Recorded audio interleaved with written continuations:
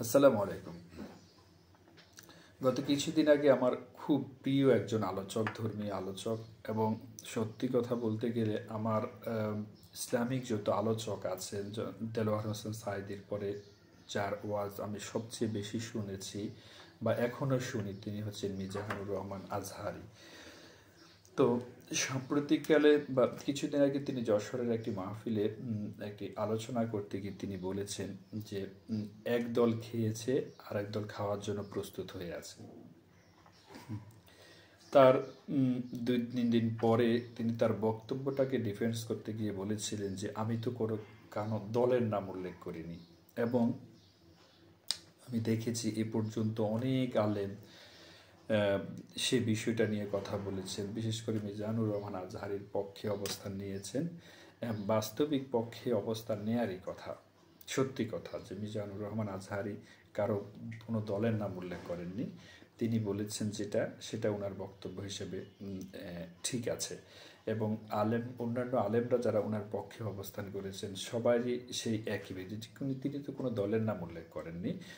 দলের নাম উল্লেখ না করে তিনি যে কথাটা বলেছেন, এখন আমি বিষয়টা নিয়ে হয়তো কথা বলা, আমার মতো একজন অযোগ্য মানুষের সেই আজহারীকে নিয়ে কথা বলার মতো হয়তো যোগ্যতা আমার নেই। ওনাকে ছোট করা আমার উদ্দেশ্য না, কিংবা কোনো আলেমের সমালোচনা করাও আমার উদ্দেশ্য না। আমি বিষয়টাকে যদি এইভাবে দেখি যে মিজানুর রহমান আজহারী সত্যি কথা যে দলের নাম উল্লেখ করেননি, কিন্তু এই কথাটা সত্য। এদেশের একদম তৃতীয় শ্রেণীর একটা পাগলকেও জিজ্ঞাসা করা হয় যে এই কথাটির ধারা মিজানুর রহমান আজহারী কাকে মিন করেছেন দল হিসাবে। প্রশ্নটা হচ্ছে এই জায়গায়। আপনি যদি লক্ষ কোটি মানুষকে জিজ্ঞাসা করেন, সেটা 99.99% মানুষ বলবে যেটা বিএনপিকে বোঝানো হয়েছে। এটা সত্য কথা, এবং এটার পারিপার্শ্বিক অবস্থাটা আশপাশ থেকে যদি আপনি দেখেন সবাই সেটাই স্বীকার করবে। কিন্তু অবস্থাটা হচ্ছে অন্য দৃষ্টিকোণ থেকে যে মিজানুর রহমান আজহারী তো আসলে কোনো দলের নাম উল্লেখ করেননি, সে কথাও তো সত্য কথা। কিন্তু প্রশ্নটা হচ্ছে, আমি আগেই বলেছি কোনো আলেমের সমালোচনা করা কিংবা আজহারীর সম্পর্কে আলোচনা করার বা সমালোচনা করার মতো যোগ্যতা আমার নেই। কিন্তু পাশাপাশি এটাও সত্য যে একজন আলেম যদি কোনো বিষয় সম্পর্কে একটা কথা বলেন এবং সেটার ক্ষেত্রে যদি মিথ্যার আশ্রয় নেন, সেটা কখনো শোভা পায় না। সেটা যেই হোক না কেন, সে আজহারী হোক আর সাঈদী সাহেব হোক কিংবা অন্য কোনো আলেম হোক। এখন যে আজহারী যে কথাটা বলেছেন সেটা কাকে মিন করেছেন উনিও ভালো জানেন, আবার যারা উনার পক্ষে অবস্থান নিয়েছেন ওনারাও ভালো জানেন।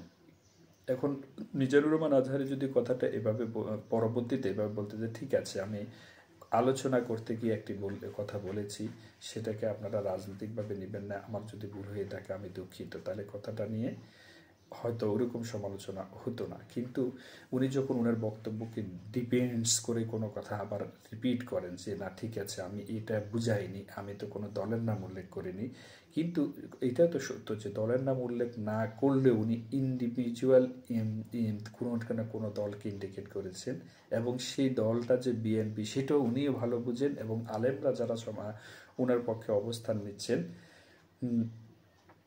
ওনারাও ভালো বুঝেন।